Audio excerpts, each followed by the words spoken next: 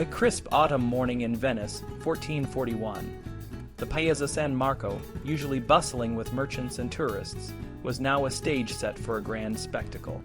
The air buzzed with excitement as the crowd gathered, their eyes fixed on the wooden castle that had been erected in the center of the piazza.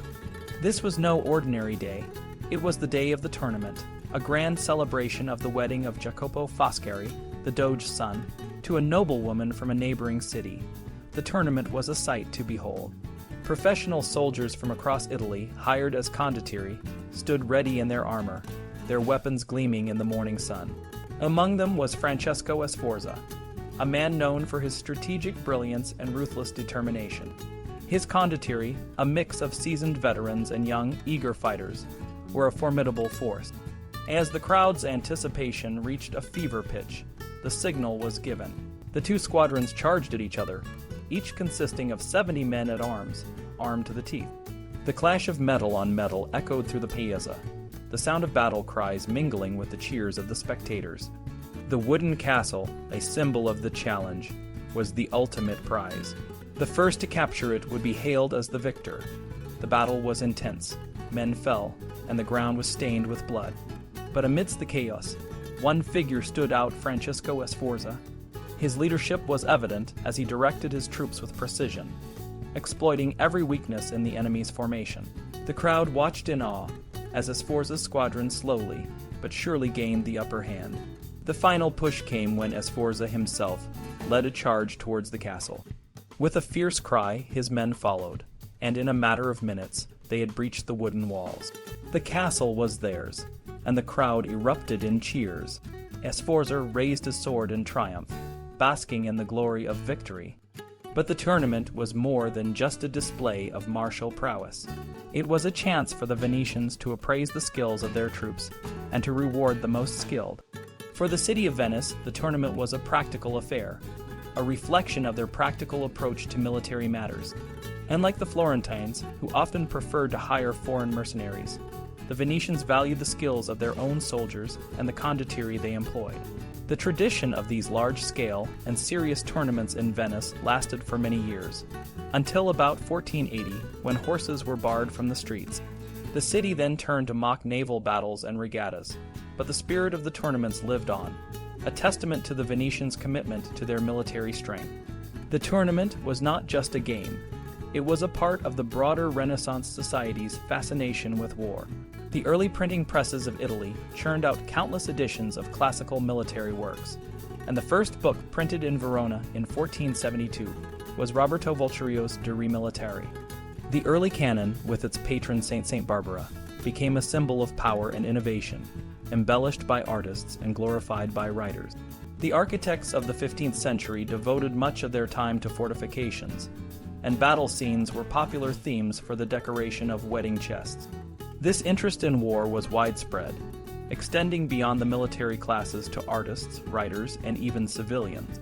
The more complex war became, the more it captured the imagination of society. The distinction between soldiers and civilians, between foreign mercenaries and citizen employers, was not as clear-cut as once thought. In Naples and the Papal States, many army leaders were subjects of the crown or the Pope. In Milan, noble families played a significant role in military affairs. Venetian patricians like Michel Gritti sometimes commanded troops, and the nobility of newly acquired terra firma cities were also integrated into the military. The condottieri, while often from noble backgrounds, were not a group apart from society. They were linked to other sections of the upper class through land acquisitions, cultural patronage, and strategic marriages. Success in the military profession often depended on a good start, either through noble birth or by acquiring a company early in one's career. Promotions from the ranks were rare, but not impossible. The condottieri's non-professional interests mirrored those of other upper-class individuals. They sought lands, cultural patronage, and prestigious marriages to enhance their status. They were not just a military caste, but a social group integrated into the fabric of Renaissance society. At a practical level, the lines between soldiers and civilians were often blurred. Civilian military administrators developed close ties with professional soldiers, and condottieri often served as ambassadors and sat on ducal council.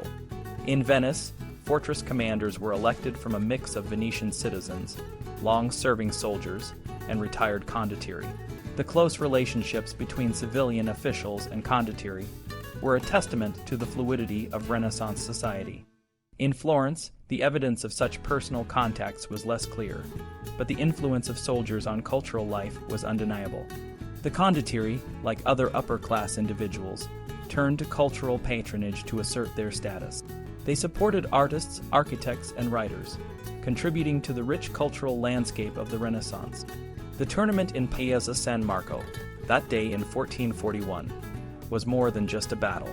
It was a symbol of the complex and dynamic society of Renaissance Italy, where war and culture were intertwined, and the lines between soldiers and civilians were often indistinguishable. In the 15th century, the condottieri or mercenary captains were not just hired swords, but also important figures in Italian society. They were known for their patronage of the arts and their involvement in cultural and intellectual life. Contrary to the common belief that they were just rough soldiers, many condottieri were sophisticated and cultured individuals who supported the creation of art, literature, and architecture. One of the most common forms of patronage among these military leaders was religious art. They often funded the construction of chapels and commissioned paintings to show their devotion. For example, Sigismondo Malatesta, a famous condottiere, spent a lot of money on religious artworks. Even lesser-known figures, like Antonio, Count of Marciano, left behind a will that mentioned the building and endowment of 25 small churches in Umbria. These men were also passionate about collecting manuscripts. They didn't just collect military treatises, but also works of humanist literature. Antonio, despite being a professional soldier, had a collection of 40 manuscripts and books, including works by humanist writers like Francesco Barbero and Matteo Palmieri. This shows that their interests were broad, and they were not just focused on military matters. The condottieri were not only patrons, but also active participants in the cultural life of their time. Some were skilled poets and writers. Malatesta wrote Petrarchan sonnets that were well regarded, and his brothers Pandolfo and Carlo were known for their intellectual accomplishments. Alessandro Sforza, brother of the famous Francesco Sforza, married a brilliant woman named Costanza Verano, and their son, Costanzo, was both a soldier and a poet. Bartolomeo d'Alviano, another condottiere, was friends with Venetian humanists and wrote a military treatise while in French captivity. This cultural involvement shows that the condottieri were not just uneducated soldiers, but were deeply integrated into the intellectual and cultural life of the Italian Renaissance. They were part of the same society that produced great artists, writers, and thinkers. However, the impact of war on Italian society was significant. When war approached, large numbers of men were recruited, especially for the infantry. The cavalry, which was more permanent, often consisted of men from the condottier's estates, but the infantry was different. Many of the infantrymen were locals, and this affected the civilian population. In some areas, like Tuscany and the Papal States, a significant number of men came from the larger towns. For example, cities like Borgo San Sepolcro, Terni, and Città di Castello in Umbria and Tuscany provided a large number of infantry constables. Recruiting was not limited to Italian. The sample of 350 infantry constables included men from other parts of Europe, such as Slavs, Albanians, Spaniards, Corsicans, Germans, Frenchmen, and even one Englishman. This shows that the Italian armies were diverse and included soldiers from various backgrounds. The involvement of local men in the army, either as professional infantry or as part of the militia, meant that war affected the civilian population directly. Militia service was often forced, and desertion rates were high. The reasons for joining the army varied, but personal gain, excitement, and the need to escape difficult situations were common. For many, it was just a profession, a way to earn a living and gain some freedom from the rigid social structures of the time. The financial impact of war was also significant. The costs of war and defense were enormous, and this led to the development of new tax systems. In Florence, the catasto was introduced in 1427 to manage the financial crisis caused by wars with Milan and Lucca. Venice also had to increase its revenue to fund its army, which cost nearly 1 million ducats a year by the 1440s. The Papal States faced similar financial challenges, with wars costing hundreds of thousands of ducats. The wealth generated by war also had a positive impact on some cities. The condottieri princes used their earnings to support their administrations and cultural projects, which helped cities like Ferrara, Mantua, Urbino, and Rimini become cultural centers. Individual soldiers and financiers also made fortunes from war, which circulated back into the economy. War also had a devastating effect on the countryside. Italian farming was particularly vulnerable to military destruction. Crops like olives and vines, which were essential to the economy, could be easily destroyed, leading to long-term economic problems. Villages were often abandoned, and the rural landscape changed dramatically. Refugees fled to the cities, creating new social pressures and problems. Prices were affected by the constant movement of armies, which disrupted trade and destroyed crops. When wars ended, the entire city rejoiced. Alms were distributed, jousts were held, and soldiers were honored. The end of war brought a sense of relief and celebration, but the impact of war on society was profound and long-lasting. In 1494, the French King Charles VIII invaded Italy, and by February 1495, he had control of the Kingdom of Naples. This event marked a turning point in Italian history. The invasion exposed the weaknesses in Italy's military defense, leading to a re-evaluation of the condottieri system. Italian writers like Machiavelli and Guicciardini criticized the condottieri for their failure to resist the French, suggesting that Italy had become isolated from European military development. They argued that the condottieri's reliance on medieval methods made them ill-prepared for the modern tactics used by the French. To understand this, we need to consider whether Italian warfare had indeed developed in isolation. After the departure of foreign companies in the 14th century, did Italy lose touch with European military advancements? This question is crucial for understanding the impact of the French invasion and the changes it brought to Italian society. In the 1400s, Italy was a patchwork of city-states, each with its own army led by skilled commanders called condottieri. While it's true that Italy wasn't invaded by a large foreign army until 1494, there were still many encounters with foreign troops throughout the century. One of the most notable battles was in Brescia in 1401, where the Milanese army, led by Ficino Cane and Jacopo dal Verme, defeated a German force. This was the only major German invasion in Italy that century, and it ended in a victory for the Italians. In 1411 and 1418, the Venetians faced Hungarian invasions and managed to repel both attacks successfully. Then in 1422, Carmagnola, a Milanese commander, won a significant battle against the Swiss at Arbedo. The Swiss, known for their strong pike formations, were surrounded and defeated, which made them less likely to fight in Italy for the rest of the century. In 1447 and 1449, a famous condottiere named Colleoni faced French troops. At Bosco Marengo, he surprised the French with a sudden charge, breaking their ranks and leaving about 1,500 dead. 2 years later, at Romagnano Sesia, he used a carefully planned battle strategy to defeat another French force. These victories made Colleoni a respected military figure, and even Charles the Bold of Burgundy tried to hire him later. However, the Italians didn't always win. In 1478, the Swiss invaded the Ticino region and lured the Milanese into a valley called Giornico. The surrounded Milanese army was badly defeated.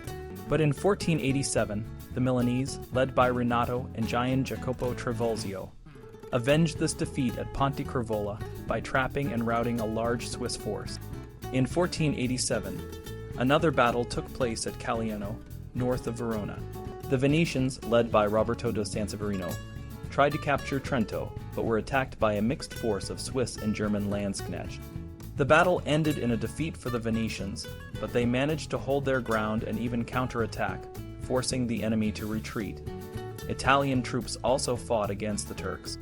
In 1480, a Turkish force occupied Otranto in southern Italy, and the Neapolitans had to lay siege to the city to drive them out.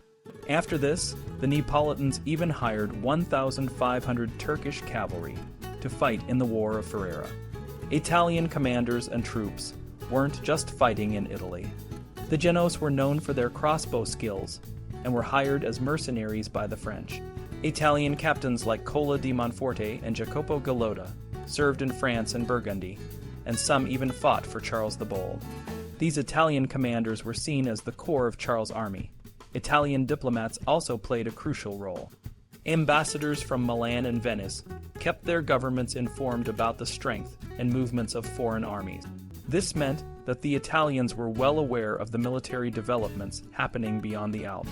When Charles VIII of France invaded Italy in 1494, he faced a coalition of Italian states. The Neapolitans, the papacy, and Florence formed an alliance to stop the French, but the Milanese and the Venetians were neutral. The Neapolitans had the largest army with about 18,000 men, but their army's morale was low after a recent civil war. The French army, about 30,000 strong, included 5,000 Swiss and a powerful artillery train. They started their invasion late in the year, taking a western route through the Apennines. The Florentines, who were supposed to hold the passes, were the weak link. When the French sacked the small fortress of Fivizzano, the Florentine leader, Piero de' Medici, panicked and surrendered without a fight. This allowed the French to march through Tuscany unopposed. The Neapolitan papal army in the Romagna had to retreat, and the French, now joined by Italian deserters, moved south. The Pope, Alexander VI, decided that Rome was indefensible and advised the Neapolitans to keep retreating. On December 30th, 1494, Charles VIII entered Rome without much resistance. The Neapolitans still had a chance to defend their own borders, but their morale was low, and they were divided. Charles' army, now including experienced Italian commanders, bypassed the main defenses and used their artillery to crush the small fortress of Monte S. Giovanni. The terror caused by the sack of the fortress made other cities, like Capua, refuse to defend themselves. King Alfonso of Naples abdicated, and on February 20th, 1495, the French entered Naples, marking the end of the Long March. Charles VIII, the French king, managed to conquer parts of Italy with just the chalk his officers used to mark billets for his troops, as Pope Alexander VI once said. This was not because his soldiers were particularly weak, but because the Italian states were politically indecisive, and their defenses were weak. During Charles's campaign, the Swiss, who made up only about a third of the French infantry, did not play a major role, and the artillery was barely used. There were no real opportunities for a decisive battle. The Italian armies did not launch fierce counterattacks, and their strategies were often too complex for their forces, which were not used to working together. This showed that a new way of thinking about war was emerging. The Italian wars, which began in 1494, were fought with a desire to achieve clear and final victories on the battlefield, rather than just maneuvering for small political gain. This new approach to warfare was partly due to the influence of the French and Spanish armies, which had been hardened by the 100 Years' War and the Reconquista. However, it also evolved during the Italian Wars, as large armies fought far from their bases for rich prizes. The contrast between warfare in Italy before and after 1494 was not simply a matter of weak Italian mercenaries versus battle-hardened national armies. The truth was more complex. One of the first major battles of the Italian Wars took place at Fornovo in July 1495. Charles VIII's triumph in Naples was short-lived. The local populations who had helped overthrow the Aragonese rulers found French rule unsatisfactory, and unrest grew. The Italian states, except for Florence, which remained loyal to France, formed an alliance to drive the French out. Charles decided to return to France with the core of his army, leaving a small force in Naples. As he marched north, the Italian League's armies gathered to oppose him.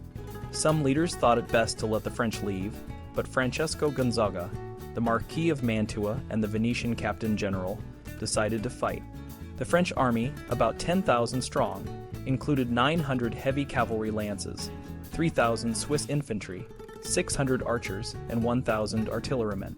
They crossed the Apennines and reached the Taro River at Fornovo, where a much larger Italian army of about 25,000 men, including 2,200 heavy cavalry lances, 2,000 light cavalry, and 8,000 professional infantry, awaited them. The Italian plan was to block the French advance and attack their flanks, pinning them against the hills and destroying them in detail. However, heavy rain had swollen the Taro, disrupting the Italian plan and causing confusion. The battle began with a brief artillery duel, but the wet powder made the guns ineffective. The Italian vanguard, led by the Count of Chiazzo, attacked the French vanguard but struggled against the Swiss. The Stradiot's light cavalry circled around to attack the French left flank, but soon began plundering the baggage train. Gonzaga, leading the Italian center, found it difficult to cross the river and ended up attacking the French center instead of the gap between the vanguard and center. This exposed his flank to the full force of the French center.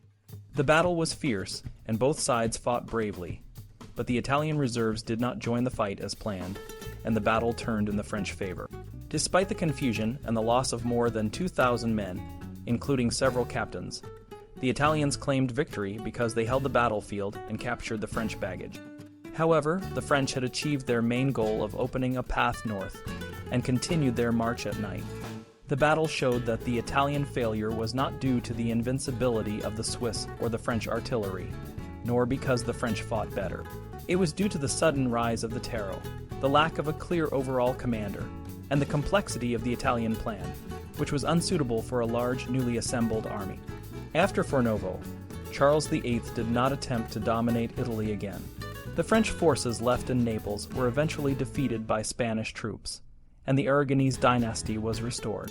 In 1499, Louis XII, who succeeded Charles, invaded Italy, claiming Milan and Naples. During this period, Florence fought a long war to recover Pisa, which had declared independence in 1494. The war was intense, and both Pisa and Florence were deeply affected. Florence began to rely more on permanent infantry and eventually on Machiavelli's militia, but they still struggled against professional armies like those of Cesare Borgia and the Spanish. Cesare Borgia, who gained control of the Romagna between 1499 and 1503, used a mercenary army, including French and Spanish troops and condottieri companies. He experimented with mounted arquebusiers and had a strong artillery train, but the Romagnol militia he briefly formed did little to help his success. The Italian wars showed that while Italian military methods were changing, the reliance on mercenary troops and the challenges of political disunity continued to shape the conflicts. Fabrizio Colonna, one of the leading Italian captains of his time, plays a significant role in understanding the complex world of Italian military leaders during the Renaissance. Colonna was not just a skilled warrior, but also a cultured and respected figure, embodying the ideals of a valiant and civilized captain. This duality reflects the broader attitudes towards soldiers in Renaissance Italy, where the condottieri were seen both as untrustworthy mercenaries and as noble, educated leaders. In the early days, condottieri were often foreign mercenaries, but by the late 15th century, they had transformed into more loyal, aristocratic, and professional captains. Their relationships with their employers became more stable, and they were increasingly seen as part of the social and cultural fabric of Italian society. They spent their free time playing chess, listening to music, and enjoying the arts, rather than engaging in violent and ruthless activities. This shift towards a more civilized lifestyle did not necessarily make them less effective soldiers, but it did reflect a changing society where martial virtues were balanced with cultural achievements. However, the Italian soldiers of the late 15th century faced significant challenges that went beyond their own behavior. The arrival of larger, more disciplined foreign armies, such as the Swiss and the Spanish, meant that the traditional methods of the Italian condottieri were no longer sufficient. The emphasis on individual prowess and chivalric ideals, while still valued, became less relevant in the context of large-scale warfare. The chivalric tournament at Barletta in 1503, where 13 Italian knights defeated 13 French knights, was a notable event, but it was a relic of a bygone era. The ideal of the civilized soldier, as portrayed by writers like Baldassare Castiglione and Paolo Giovio, was as much a romanticized vision as the negative portrayal of condottieri by Machiavelli. Figures like Colonna were still mercenaries, and the armies they led were filled with foreign troops. The Constable of Bourbon, Pedro Navarro, and Colonna himself were just as likely to desert their employers as the condottieri of the previous century. Machiavelli's vision of a national militia as the solution to Italy's military weaknesses was a powerful idea, but it was not practical in his time. His experiments with a militia in Florence were unsuccessful, and his detailed tactical ideas were often unworkable. The story of his encounter with Giovanni de' Medici, where his attempts to apply his theories to the black bands ended in chaos, illustrates the gap between theory and practice. Despite these challenges, Italian soldiers and military leaders continued to play important roles in the wars of the 16th century. They contributed to the development of military tactics, particularly in the use of fortifications and firearms. Italian architects and engineers, such as Francesco di Giorgio Martini, Fra Giocondo, and Michele San Michele, designed many of the fortifications that shaped the battles of the era. The fortresses they built, from Poggio Imperiale to Civita Castellana, are a testament to their skill and innovation. By 1530, however, the Italian military landscape had changed dramatically. Milan and Naples were under Spanish control, and Florence had little military force to defend itself. The Pope's army was small and lacked the traditions and stability of the past.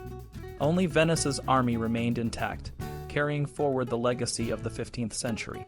In the end, the Italian wars of the 16th century marked a transition from the world of the condottieri to a new era of warfare dominated by larger, more professional, and often foreign armies. The ideals of the civilized soldier and the chivalric code of honor gave way to the realities of modern military tactics and the political ambitions of powerful states. The Renaissance was a time of great change, and the military world was no exception. The legacy of the Italian condottieri and their contributions to military art and architecture continue to influence our understanding of this pivotal period in history.